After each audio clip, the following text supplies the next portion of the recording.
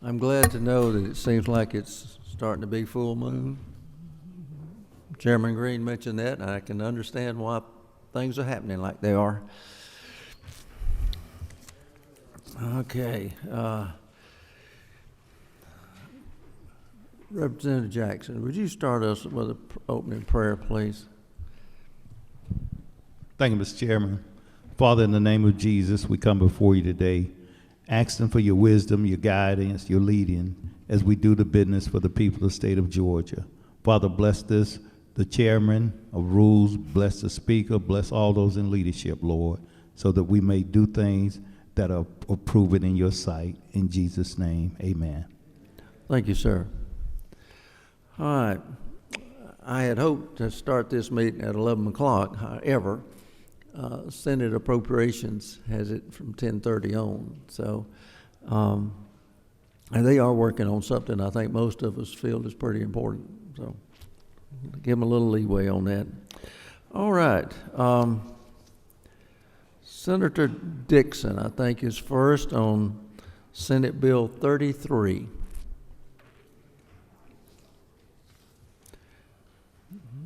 And if it gets out, it'll be carried by Representative Bonner. But Senate Bill 33, you're on, sir. Thank you, Mr. Chairman. I bring SB 33 before you today. It's a continuation of the First Lady Marty Kemp's initiatives to eradicate human trafficking in our state. First, it creates a new code section to provide for victims of human trafficking to have civil cause against a perpetrator.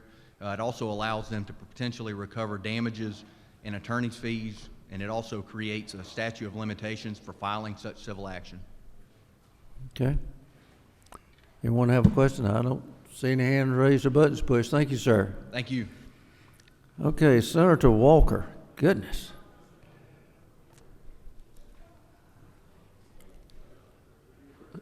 Senator, you've been pretty busy over there. You got 3 bills for us today.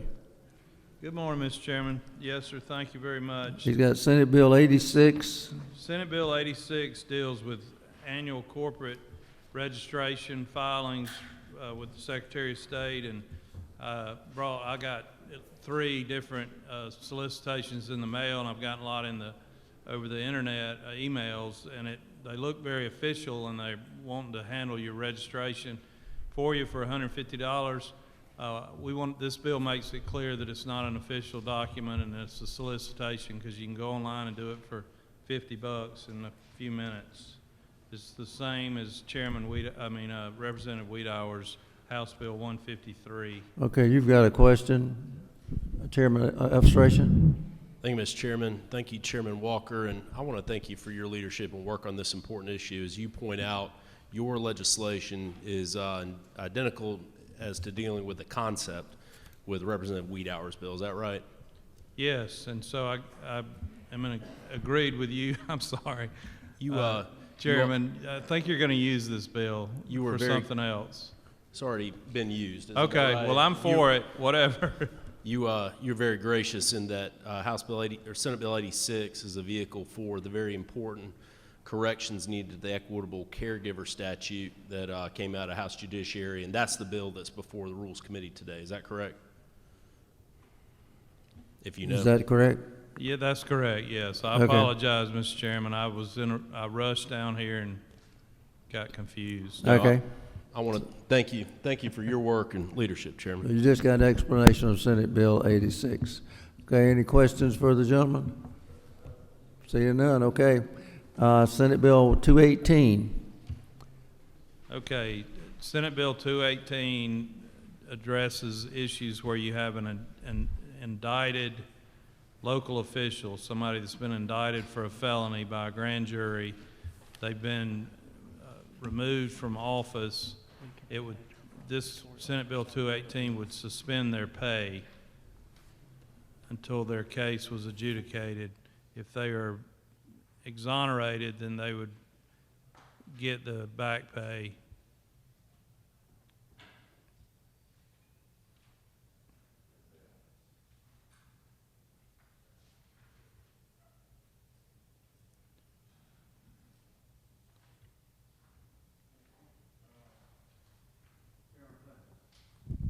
Chairman Fleming.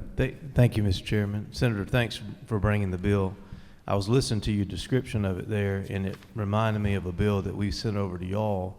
We have a bill that we sent over to y'all for the first time that also deals with improper action in office, but that of prosecutors, district attorneys, creates something like a judicial nominating qualifications commission like we do for judges.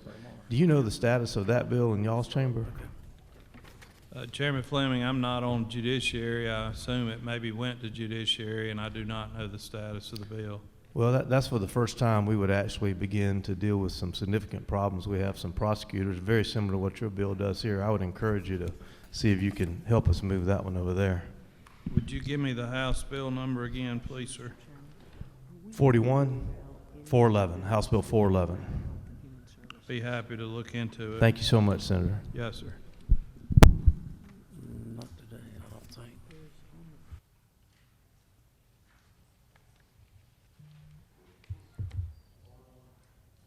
Hold on one second.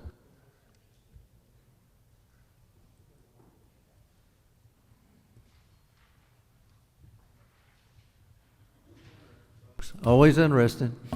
Okay, 44, somebody raise their, push it, okay. All right. SR 134. So it really is the same as Senate Bill 218, except that it deals with statewide elected officials and members of the Georgia General Assembly, and it would require a constitutional amendment, so it would be on the ballot. Okay. Well, I see no questions. Okay. Well, thank you, sir. Thank you. Senator Ginn, Senate Bill 95. Morning, Senator. Morning, Mr. Chairman, members of the committee. Appreciate y'all having me down. I want to thank y'all in advance for your help with Senate Bill 219 last week. Said they understand that may be on your floor today. But today I've got one that kind of impacts everybody in Georgia because everybody deals with the local government, and that is Senate Bill 95. Senate Bill 95 clarifies some things in law, but also make sure that if the pandemic continues or there was another disaster, that a local government could have a hearing, say example, a zoning meeting or something like that virtually, as long as they make provisions for the public to have full access to the meeting and full representation there. It's one that, if y'all remember, Representative Lumsden, I think got his head nodding over here, said very good bill. Y'all passed over in the House a little earlier, and hopefully we can pass this one out and make sure one of them gets to the governor's desk. Okay. Whip. Thank you, Mr. Chairman. I guess I kind of wanted to check with Chairman Lumsden to see where the status of his bill is. I keep hearing the senators come in and say that they have all these bills that they've taken our ideas on. I'm just wondering if they'd pass any of the ones we sent over there, and we wouldn't have to worry about passing them twice. I think that was addressed to Lumsden. Chairman? It is still in committee on the Senate side. It should be heard this week in committee. Thank you. Okay. Mr. Chairman, I did want to ask you, I wasn't sure what the pleasure of the committee was, but there was a version that passed out of committee, said and then we have another version that's exactly like Representative Lumsden's bill. I'm not sure which number y'all are working off of. Well, I don't see the LC number here. I've got the one that passed out of committee was LC 471026S, and Is that right? That's the one that's in the book. Okay. So the only ones we put in the book are those that's passed out of committee. And Chairman Knight.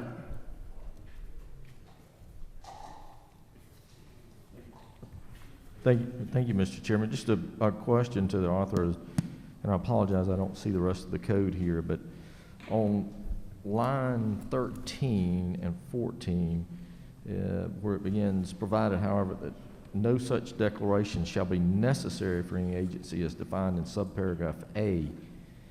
paragraph 1, subsection A, to find that emergency conditions exist.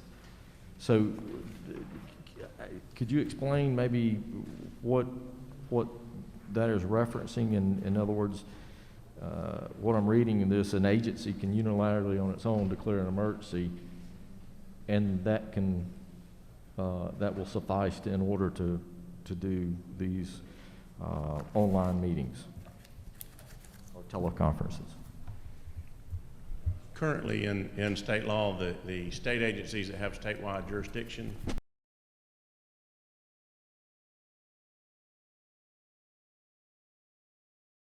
change, but what this bill actually does is to allow for local governments in a declared emergency, and that emergency could be declared by the federal, the state, or the local government, to have a meeting electronically, or virtually, as some people say, in that case. So I'm not sure if I fully understood your question. Follow up, Mr. Chairman? Yes, sir. I guess I'm looking at, again, at the last word on line 13 and then going into 14.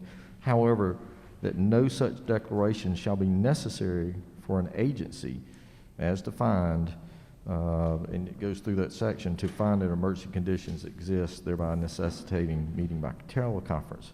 In other words, I'm saying is the ability to teleconference predicated on the governor's emergency, or can, say, at a local level, they just declare emergency on their own and go automatically to teleconferencing? It is by the governor, said those state agencies that have statewide jurisdiction can meet virtually as it is. And this was only to make sure that we don't conflict the two. Local governments can't do that right now. One of the things that this bill does is allow a local government in a declared emergency to have a meeting. But this doesn't change anything on the state agencies.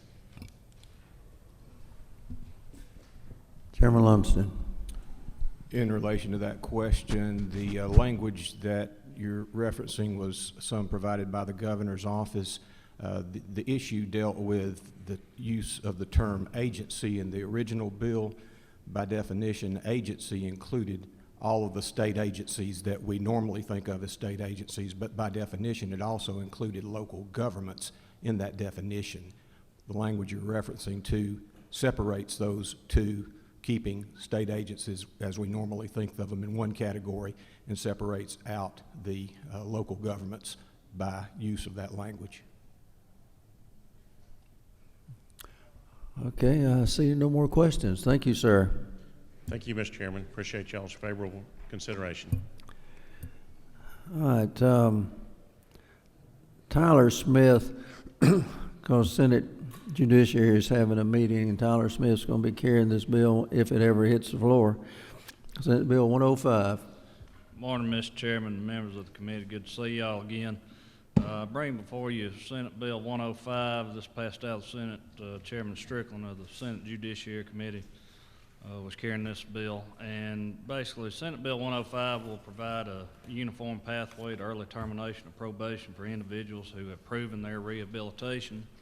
This is an important bill. It's a bipartisan effort that has the support of the Prosecuting Attorneys Council, the Georgia Association of Criminal Defense Lawyers, and the Department of Community Supervision, as well as Council of Superior Court judges and other advocacy groups. Specifically, this bill takes three existing early termination pathways in Georgia law and provides the clarity and consistency to make all those work for the courts, prosecutors, our community supervision officers, and individuals on probation. Each pathway is based on the same criteria, and it's only available to individuals that have proven their rehabilitation by three of these different factors that are all taken together, actually. Not committing any new offense other than a minor traffic offense, not having even a technical revocation in the last 24 months, and paying 100% of their restitution. And I can just tell members of the committee this is a good cleanup to a bill that was passed by the General Assembly back in 2017. This will really help a lot of folks out that have proven their rehabilitation that are on probation. Okay. All right, Chairman Fleming. Thank you, Mr. Chairman.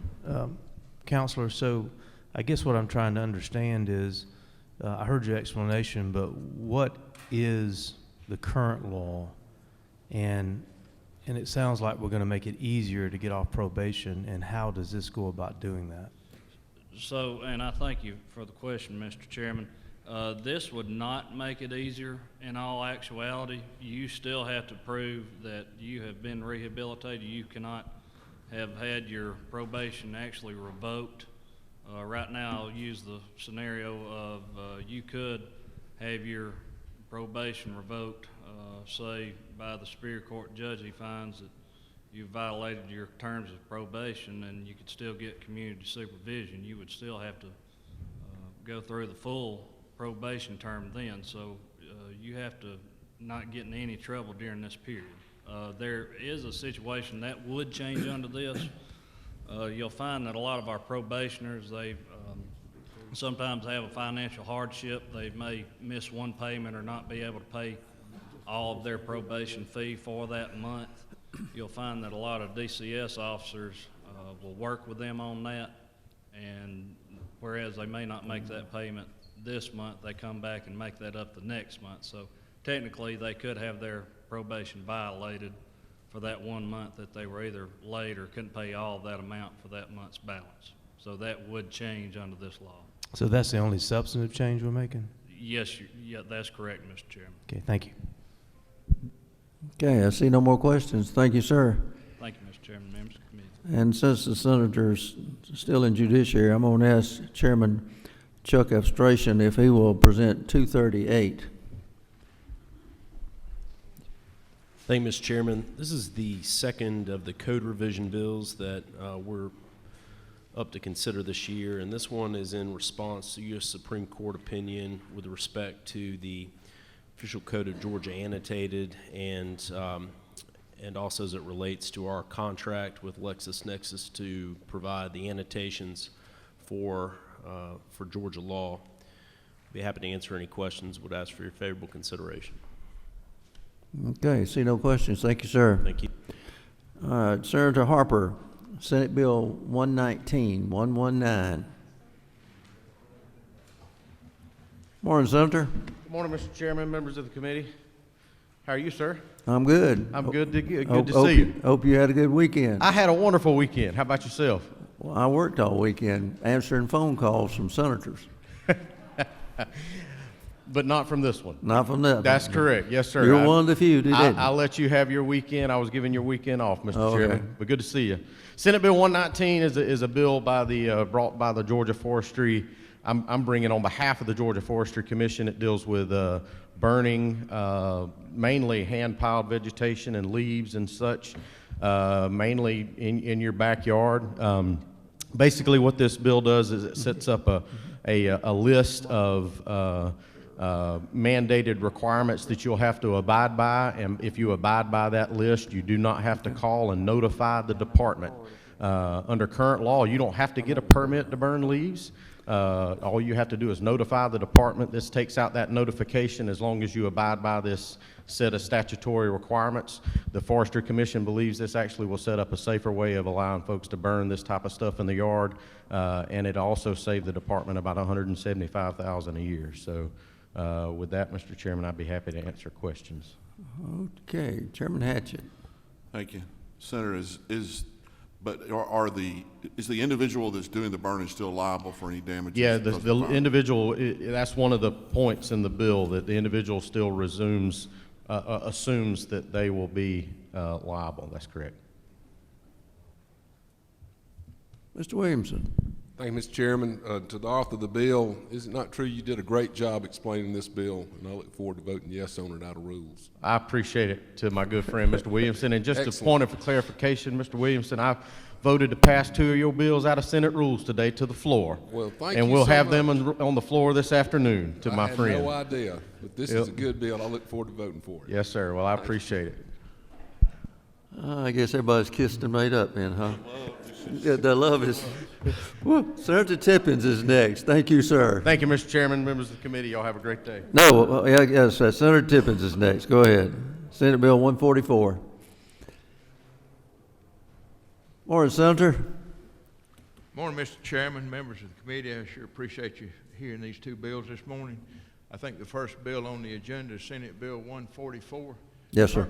Current law allows a housing authority that's chartered within by a city to go out 10 miles outside of their city limits, pretty much unrestricted.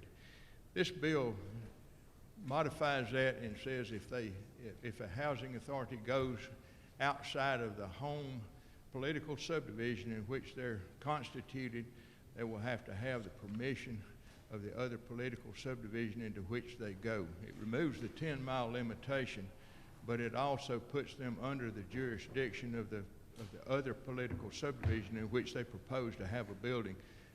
It puts them under their land use plans and zoning ordinances. So the receiving political subdivision has to basically agree to it. This is a bill that's way past due. Okay. Well, I see no questions. You've got one more, 187, Senate Bill 187. Senate Bill 187 deals with Hope Scholarship. In 2019, the law was changed and extended for those who were in receipt of the Hope Scholarship from having 7 years to exercise that option to 10 years. There was a group of students that were caught between 2011 and 2019 who still were under the 7-year limitation. This does not open that door to anyone except those students with disabilities who have a diagnosis by the Americans with Disabilities Act, and it precludes them from being able to take a full load. This extends the time to 10 years for them to be able to exercise Hope Scholarship, but each case will be approved on an individual basis by application of a waiver to Georgia Student Finance Commission. I can assure you people will not be getting an extension because they have a hangnail. They'll have a legitimate reason that they need a time extension. Okay. Well, I see no questions. Thank you, sir. I think that hangnail fixed it. Thank you so much. Hope y'all had a good weekend and have a good week. Thank you, sir. Okay, Senator Kennedy, Senate Bill 234. Not here? Goodness. Yeah, he's probably in Judiciary too. Okay. What about Representative Corbett? Is he here to give the Senator Mullis's bill? Goodness. All right. Well, keep me posted if they happen to come in. All right. I guess we've got 3 bills that we need to do something with.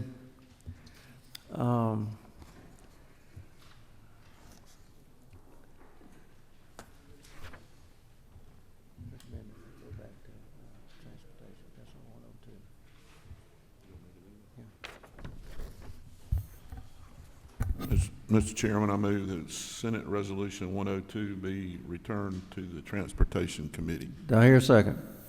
All in favor say aye. All opposed, like sign. It's gone. All right.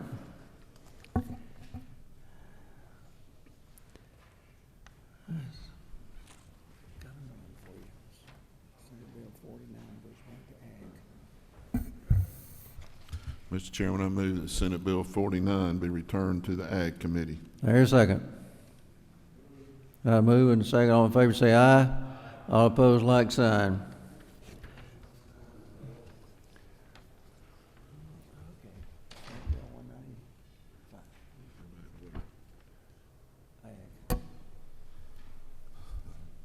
Mr. Chairman, I move that Senate Bill 195 be returned to the Ag Committee. Got a move and a second. Or do I hear a second? All in favor say aye. Aye. All opposed, like sign. It's back. Okay. I think that's all the stuff we got to do. I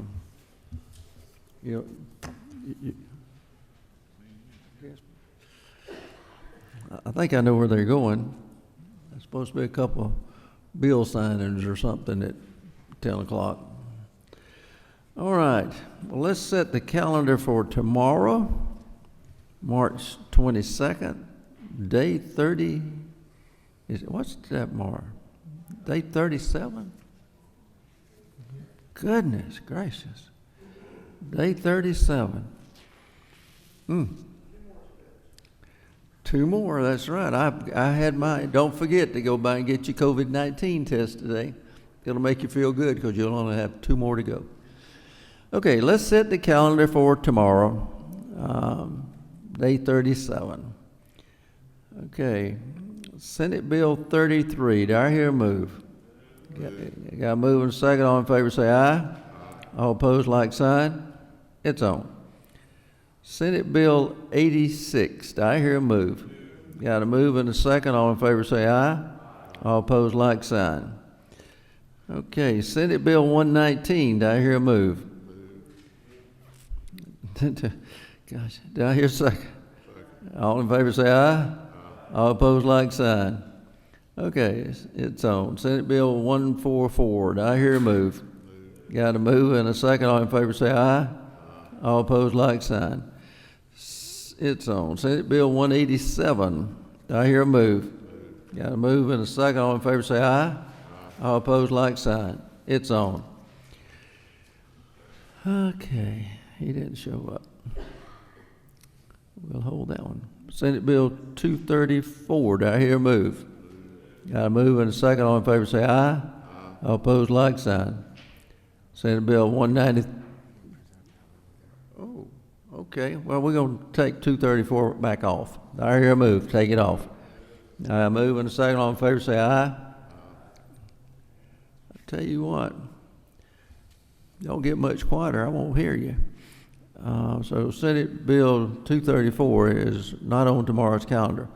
Senate Bill 238, do I hear a move? Got a move and a second. All in favor say aye. All opposed, like sign. SR 134, do I hear a move? Got a move and a second. All in favor say aye. All opposed, like sign. It's on. So let's run through them one more time so everybody knows.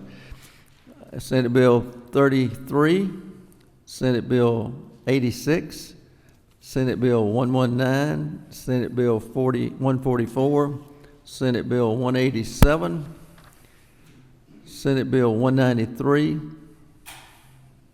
Senate Bill 238, and SR 134.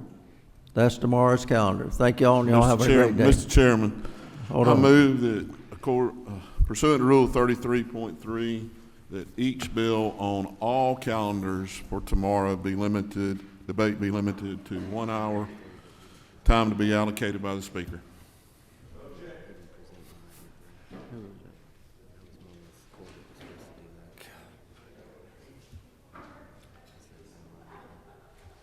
Okay, 193.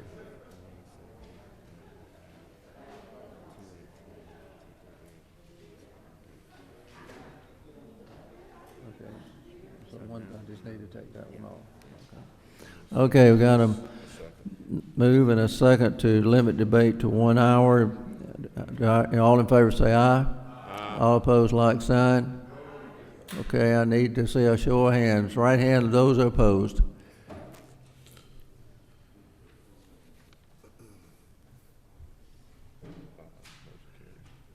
Okay.